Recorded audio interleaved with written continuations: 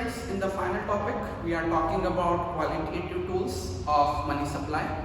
ये टूल्स क्या करते हैं, ये ओवरऑल क्रेडिट के फ्लो को इम्पैक्ट नहीं करते हैं या ओवरऑल क्रेडिट या टोटल मनी क्रिएशन के अमाउंट को इम्पैक्ट नहीं करते हैं, लेकिन ये टूल्स क्या करते हैं, इकोनॉमी में बहुत सारे सेक्टर्स हैं, इंफ्रास्ट्रक्चर है, मार्केट है, स्पेकुलेशन है, प्रॉपर्टी मार्केट है, कमोडिटी मार्केट है और पीएल है। तो किसी खास सेक्टर में एग्रीकल्चर लोन्स हैं, व्हीकल लोन्स हैं, किसी खास सेक्टर में कमोडिटी क्रेडिट के फ्लो को इंक्रीज या डिक्रीज करना है किसी खास सेक्टर में, तो उस जगह ये क्वालिटेटिव टूल्स लिए जाते हैं। जैसे मान लीजिए कि हमने सोचे कि प्रॉपर्टी का मार्केट लगातार बढ़ रहा है, तो लोग प्रॉपर्टी खरीदने के लिए लोन लेते रहेंगे, तो no doubt it's a good thing कि लोन ले रहे हैं लोग और प्रॉपर्टी खरीद रहे हैं, बट हो सकता है बैंक्स भी केवल प्रॉपर्टी के लिए लोन देते रहे, प्रॉपर्टी खरीदने के लिए लोन देते रहे, तो हो सकता है अदर सेक्टर्स को लोन जितना चाहिए उतना लोन ना मिल पाए। तो ऐसे टाइम पे गवर्नमेंट क्या करना चाहेगी कि प्रॉपर्टी मार्केट को जो लोन दिया जा रहा है या प्रॉपर्टी के पर्पज से जो लोन दिया जा रहा है उसको कम करना चाहिए। तो स्पेसिफिकली वो क्या करेगी, इनमें से किसी एक टूल का यूज करेगी और प्रॉपर्टी मार्केट की तरफ जाने वाले लोन के अमाउंट को ब्लॉक करेगी और उसे दूसरी तरफ मूव कराएगी। यानी क्रेडिट के फ्लो के डायरेक्शन को चेंज कर देना क्वालिटेटिव टूल्स में आता है। इसमें 3 मेजर टॉपिक्स होते हैं, मार्जिन रिक्वायरमेंट, दूसरा क्रेडिट राशनिंग और तीसरा मॉडल सॉल्यूशन। मार्जिन रिक्वायरमेंट का मतलब है difference amount between the value of collateral and loan amount. Collateral का मतलब होता है लोन के अगेंस्ट सिक्योरिटी या मोर्गेज जो हमने बैंक में जमा कराई है। हम जानते हैं कि बैंक बिना सिक्योरिटी के या बिना मोर्गेज के कोई लोन हमें नहीं देता है। तो एक बार ध्यान रखिएगा, जितनी की मोर्गेज हम जितनी वैल्यू के एसेट को हम मोर्गेज रखते हैं बैंक के पास, उससे कम लोन हमें मिलता है। यानी वैल्यू ऑफ कोलेटरल या सिक्योरिटी जिसको हम बोलते हैं is always high than the loan amount, ताकि बैंक अपने बाय चांस अगर आप उनका लोन डिफॉल्ट कर जाओ या पे नहीं कर पाओ तो इस एसेट को सेल आउट करके आपके लोन अमाउंट को क्लियर किया जा सकता है। अब देखिएगा मार्जिन रिक्वायरमेंट वर्क कैसे करता है। मान लीजिए मार्जिन रिक्वायरमेंट 10% चल रहा है, तो ऐसे टाइम पे अगर आप वैल्यू ऑफ कोलेटरल अगर आपका मार्जिन रिक्वायरमेंट 10% चल रहा है, उस समय वैल्यू ऑफ कोलेटरल मान लीजिए आपने जो प्रॉपर्टी रखी वो 50 लाख रुपए की प्रॉपर्टी आपने बैंक के पास मॉर्गेज की, कोलेटरल का अमाउंट होगा, कोलेटरल अमाउंट बनेगा इसका 10% of 50 lakh that is 5 lakh rupees, और आपके पास लोन जो अमाउंट पहुंचेगा यानी आपको इसके ऊपर मैक्सिमम जो लोन मिल सकता है वो मिलेगा 50 लाख में से 5 लाख रहे तो 45 लाख रुपीस का लोन आपको आसानी से इसके ऊपर मिल सकता है। अब देखिएगा अगर मार्जिन रिक्वायरमेंट को हम 20% कर दिया जाए तो वैल्यू ऑफ कोलेटरल 50 लाख होती हुई है, लेकिन इस बार 10% ऑफ 20% ऑफ 50 लाख लगा तो बैंक ने मार्जिन रिक्वायरमेंट कितना रखा है, कोलेटरल अमाउंट कितना रख दिया, 10 लाख का रख दिया।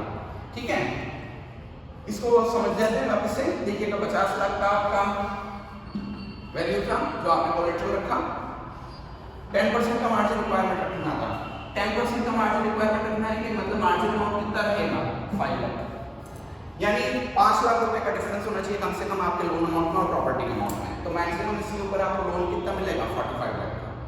वहीं अगर मार्जिन रिक्वायरमेंट 20% कर दिया जाए तो इस बार मार्जिन कितना हुआ होगा बेटा 10 लाख का, तो अब आपको लोन कितने का मिल सकता है मैक्सिमम, केवल 40 लाख का।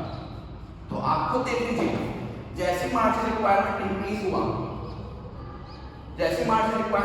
हुआ मार्जिन इंक्रीज हो जाएगा और इसका मतलब लोन अमाउंट बेटा कम बढ़ेगा या कम ऑफर हो रहा है। सेम में मार्जिन रिक्वायरमेंट कम हो रहा है तो उस समय मार्जिन जो हमारा ये हमने अमाउंट निकाला वो भी कम पड़ेगा और लोन अमाउंट इंक्रीज हो जाएगा। तो इसी फंडे को फॉलो करते हुए इन्फ्लेशन के सॉल्व का इन्फ्लेशन चल रहा है बेटा, इन्फ्लेशन के कॉज में मनी सप्लाई इंक्रीज्ड है, रेमेडी में हमें मनी सप्लाई को क्या करना है, डिक्रीज करना है। या फिर हम सब कहें या फिर हम कहेंगे कि किसी खास सेक्टर में मनी का ज्यादा फ्लो हो रहा है, लोन्स का ज्यादा फ्लो हो रहा है, उस समय हमें उस सेक्टर में मनी के फ्लो को कम करना है, क्रेडिट के फ्लो को कम करना है। तो इसको ऐसे भी समझा देता हूँ ज्यादा हो रहा है, किसी सेक्टर में क्रेडिट फ्लो ज्यादा है, हमें उस जगह क्रेडिट का फ्लो बेटा कम करना है, लायबिलिटी में क्रेडिट फ्लो कम करना है, क्रेडिट फ्लो कम करना है। तो अभी मैंने बताया था क्रेडिट फ्लो कम करना है। देखिएगा इससे मैं मार्जिन रिक्वायरमेंट बढ़ा दो, एमआर को आप क्या कर दो बेटा, बढ़ा दो। जैसे ही एमआर बढ़ाओगे तो लोन अमाउंट कम बढ़ जाएगा और मनी फ्लो उस पर्टिकुलर सेक्टर में कम हो जाएगा। ऐसे ही किसी सेक्टर में क्रेडिट का फ्लो बहुत कम चल रहा है या जितना क्रेडिट उस सेक्टर में जा रहा है वो कम पड़ रहा है, हमें उस सेक्टर में क्रेडिट का फ्लो बढ़ाना है, तो हम क्या करेंगे, उस सेक्टर के एमआर को फॉल करा देंगे, मार्जिन रिक्वायरमेंट को फॉल करा देंगे। इससे लोन अमाउंट इंक्रीज होगा और उस पर्टिकुलर सेक्टर में मनी का फ्लो बेटा इंक्रीज हो जाएगा। ये हो गया आपका बेटा मार्जिन रिक्वायरमेंट। दूसरा क्रेडिट राशनिंग। क्रेडिट राशनिंग का मतलब होता है, क्रेडिट राशनिंग का मतलब है fixing credit quotas for different activities. Credit rationing का मतलब है कि फिक्सिंग क्रेडिट कोटास या limits for different activities, to fix credit quotas और लिमिट्स फॉर इकोनॉमिक एक्टिविटीज। तो इस समय गवर्नमेंट क्या करेगी, आरबीआई के थ्रू इंस्ट्रक्शन कराएगी कि जैसे मान लीजिए प्रॉपर्टी मार्केट में बहुत ज्यादा लोन्स जा रहे हैं और एजुकेशन या अदर जो सेक्टर्स हैं उनमें लोन कम जा रहे हैं, तो गवर्नमेंट एक मैक्सिमम लिमिट फिक्स कर देगी कि प्रॉपर्टी मार्केट को जो लोन जाएगा या प्रॉपर्टी खरीदने या बेचने के इश्यूज की वजह से जो लोन जाएगा वो टोटल लोन का 10% हो सकता है या 20% हो सकता है। इस तरीके से लिमिट सेट आउट कर दे। यानी जब गवर्नमेंट को क्रेडिट कंट्रोल को या क्रेडिट फ्लो को किसी सेक्टर में बढ़ाना होता है, क्रेडिट फ्लो को किसी सेक्टर में बढ़ाना होता है, तो वहां क्रेडिट राशनिंग या कोटा कम रखा जाता है। कोटा का मतलब है एग्जैक्टली बेटा एक लिमिट लगा देना, लिमिट लगा देना कि इससे ज्यादा का लोन इस सेक्टर में नहीं जाएगा, ठीक है। वहीं अगर क्रेडिट फ्लो को बढ़ाना है, क्रेडिट फ्लो को कम करना है, क्रेडिट फ्लो को कम करना है, तो एक कोटा फिक्स कर दिया जाएगा एक पर्टिकुलर सेक्टर पे कि इससे ज्यादा इस सेक्टर में लोन नहीं जाना चाहिए, यानी एक लिमिट सेट आउट कर दी। ओके, इसको यूं समझते हैं, मान लीजिए एक लोन, एक बैंक टोटल 50 करोड़ का लोन देता है, टोटल 50 करोड़ का लोन देता है एनुअली। अब बैंक चाहती है कि प्रॉपर्टी मार्केट में मैक्सिमम 10% ही लोन पहुंचे, मैक्सिमम 10% ही लोन पहुंचे, तो बैंक को इंस्ट्रक्शन करेगी आरबीआई के थ्रू कि भाई यहाँ पे एक लिमिट लगा दो 10% लोन की। 10 से ऊपर नहीं जाना चाहिए, 10 से ऊपर नहीं जाना चाहिए, कम जाता है तो कोई दिक्कत नहीं है, लेकिन 10% ही होगा।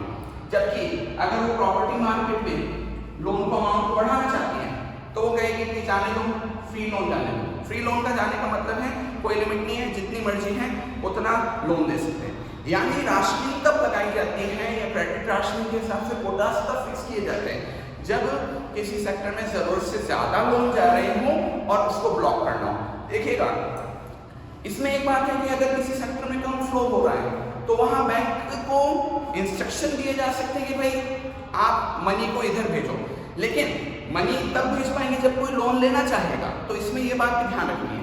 तो हम क्या कर सकते हैं, किसी में एक्सेस फ्लो हो रहा है तो उसको रोकने के लिए क्रेडिट की ऐसे लिमिट सेट आउट कर सकते हैं। एंड फाइनली बेटा मॉडल सॉल्यूशन। मॉडल सॉल्यूशन के अंदर दो चीजें होती हैं, एक तो होता है परसुएशन एंड देन फिर डायरेक्ट एक्शन। देखिएगा आरबीआई क्योंकि कंट्री का टॉप मोस्ट बैंक है तो वो चाहता है कि जितने भी बैंक्स हैं उसके डायरेक्टिव्स को फॉलो करें, उसके इंस्ट्रक्शंस को माने। तो अगर हमारे बैंक्स उसके इंस्ट्रक्शन के अगेंस्ट वर्क कर रहे हैं तो सबसे पहले आरबीआई उनको समझाएगा, परसुएशन का मतलब है समझाएगा, उनको वार्निंग्स देगा कि प्लीज जो डायरेक्टिव्स रखे गए हैं, जो इंस्ट्रक्शन रखे गए हैं उन्हीं के अकॉर्डिंग वर्क करें। लेकिन अगर इसको भी वो नहीं मानते तो फिर आरबीआई उनके अगेंस्ट डायरेक्ट एक्शन ले सकता है। डायरेक्ट एक्शन के अंदर उनके ऊपर पेनल्टी किसी तरीके का फाइन, और डी रिकॉग्निशन जैसे मेजर स्टेप्स लिए जाते हैं।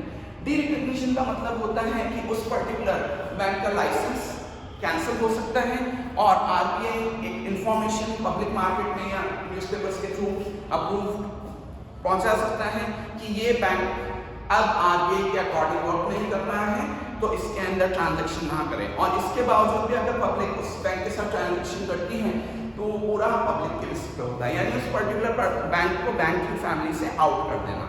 ये कुछ टूल्स है बेटा जो क्वांटिटेटिव एंड क्वालिटेटिव वे में आपके सो कॉल्ड मनी सप्लाई को कंट्रोल करते हैं। ये कोर्स का पार्ट नहीं था, बट क्योंकि अगले टॉपिक्स में आने वाला है इसलिए हमने डिस्कस किया है। तो प्लीज़ जितने भी इसमें टूल्स बताए गए हैं उनको ढंग से फॉलो कीजिए, एक से ज़्यादा बार फॉलो कीजिए। हर जगह मैंने पूरा आपका केस डिटेल में आपको समझाया है, कहाँ मनी सप्लाई इंक्रीज है, कहाँ डिक्रीज है, कैसे करना है। And in case any problem persist, feel free to talk to me. Thank you all.